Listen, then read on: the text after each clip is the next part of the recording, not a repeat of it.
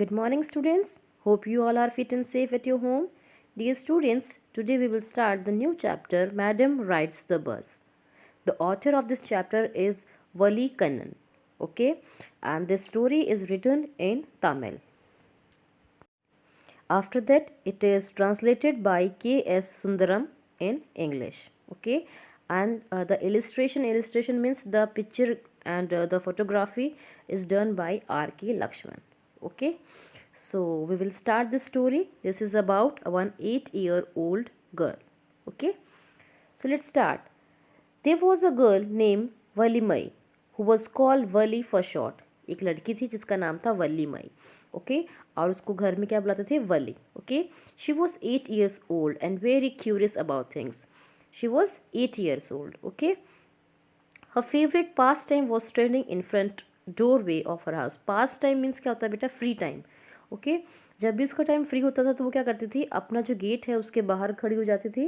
And what he used to do, he used to watch what was happening in the street side. Street outside मतलब जो गली के बाहर जो हो रहा है वो उसको देखती थी. Students, this story has 4 parts and we are doing the first part. Okay, so let's continue. There were no playmates or her own age on her street. Playmates क्या होता है बेटा? आपके क्लासमेट्स होते हैं, कलीग्स होते हैं. ओके, सो playmates क्या होते हैं कि जो साथ में खेलने वाले बच्चे होते हैं. उसके आसपास कोई ऐसा बच्चा नहीं था जो उसके साथ में खेले. And this was about all she had to do. इसलिए उसको ये सब करना पड़ता था. But for Valli standing at the door front was very bit as enjoyable as in any of the elaborate games. लेकिन वेली के लिए यहाँ खेलना ये बहुत ही इंटरेस्टिंग था. ठीक है, जैसे कि कोई एलोब्रेट गेम्स होते हैं. एलोब्रेट गेम्स मतलब एक्सप्लेन गेम्स होते हैं जिसके अंदर रूल्स होते हैं. ठीक है, पॉइंट्स होते हैं. इस टाइप के जो गेम्स होते हैं वैसे ही उसको इतना ही इन्जॉयबल ये बाहर खड़े होना लगता था. Watching the street gave her many unusual experience. Unusual में वी कैन से नए और अनकॉमन यानी अलग से जो है एक्सपीरियंस उसको मिलते थे. Okay, now we will start the second paragraph. See, the most fascinating thing of all was the bus that traveled between her village and the nearest town. जो सबसे जो इंटरेस्टिंग चीज़ थी, जो सबसे फैंटास्टिक जो चीज़ थी, जिसको अट्रैक्ट करने वाली, फैसिनेटिंग होता है बेटा अट्रैक्ट करना. ओके, सो वो कौन सी थी? एक बस थी जो कि ट्रैवल करती थी कहाँ पे? उसके गांव से उसके टाउन तक. Okay, it pass through her street each hour, once going to the town and once coming back. अब पता है बस का जो रूट होता है वो कैसा होता है? 2 बार वो बस आती थी. ठीक है, एक बार गांव से टाउन में एंड देन टाउन से फिर वापस गांव में. ठीक है, the sight of the bus, sight मतलब नज़ारा, filled each time with the new set of passengers and the source of unending joy for Valli. कह रहा है कि जो साइट थी, बाजारा था बस का, उसको हर बार एक नए पैसेंजर्स मिलते थे उसके अंदर बस में बैठे हुए. और ये जो चीज़ थी यानी हर बार नए पैसेंजर्स को देखना, ये कैसी चीज़ थी? It was a source of unending Joy. Unending मतलब कभी ना ख़त्म होने वाली खुशी थी. किसके लिए? वली के लिए. Day after day she watch the bus and gradually a tiny wish crept in her head. कहते डे आफ्टर डे यानी रोज़ जो है वो देखती थी क्या? उस बस को, और एक छोटी सी विश उसके दिमाग में आ गई. क्या आ गई? एंड ग्रेजुअली, ग्रेजुअली क्या होता है बेटा? स्लोली स्लोली वो बात उसके अंदर आ गई. क्या? She wanted to ride on that bus. उसको उस बस पे राइड करना था, सवारी करनी थी. इवन इफ जस्ट वंस, चाहे एक ही बार सही. This wish become stronger and stronger until it was an overwhelming desire. ये जो उसकी विश थी, उसकी इच्छा थी, ये क्या हो गई? बढ़ती गई और ये ओवरवेलमिंग हो गई. ओवरवेलमिंग मतलब एक बहुत बड़ा डिज़ायर उसके अंदर हो गया. Okay,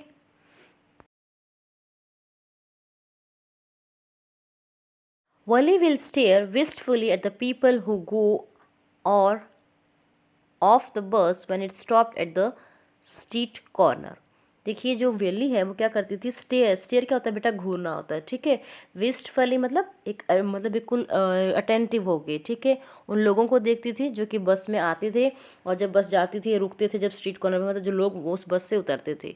their faces would Kindle in her longing dreams and hopes. उनके जो चेहरे थे ठीक है। वो किंडल, किंडल का मतलब होता है बेटा एक लाइट जलाना, यानी एक उम्मीद की किरण जिसको हम कह सकते हैं। ठीक है, उनके जो उसके जो लॉन्गिंग्स थे, उसके जो सपने थे उन्हें पे, और उसकी जो उम्मीदें थी उनको और भी वो If one of her friends happened to ride the bus and try to describe the sight of the town to her, अगर उसका कोई दोस्त, अगर उसको कभी उसको ऐसा मौका मिलता था कि बस पे राइड करने का, और वो जो है डिस्क्राइब करते थे टाउन के बारे में कि वहाँ ऐसा है, हम गए थे वहाँ पे ऐसा है, तो वली जो है बहुत ही जेलस फील होती थी ये सब सुनकर।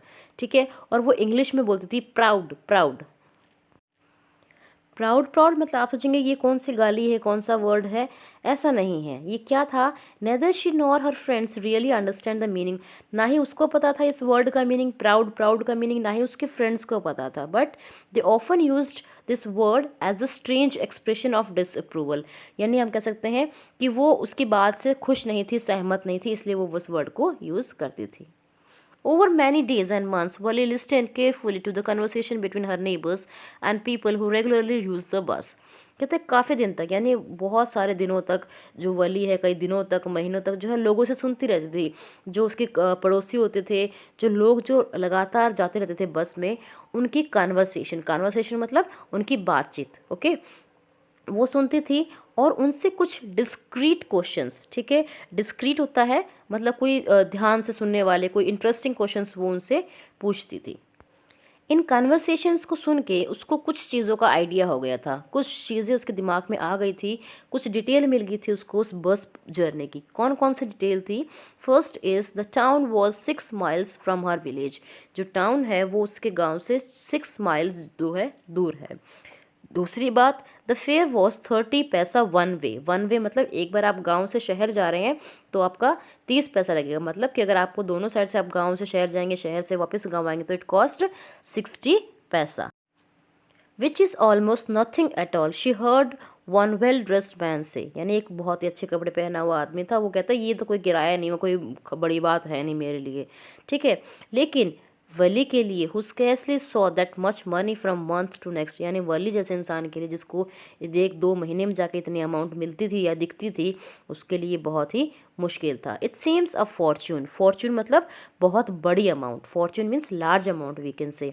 ठीक है, आगे देखिए, the trip to the town look 45 minutes. अगली बात उसको क्या पता चली कि जो रास्ता है वो कितना लगता है टाइम, उसमें लगता है 45 मिनट्स।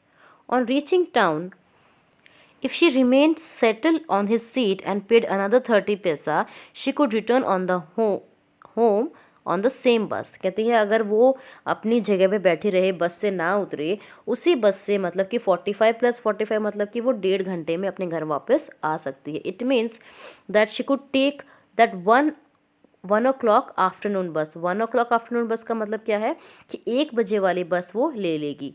ठीक है, and reach the town by 1:45 पे वो टाउन पहुंच जाएगी।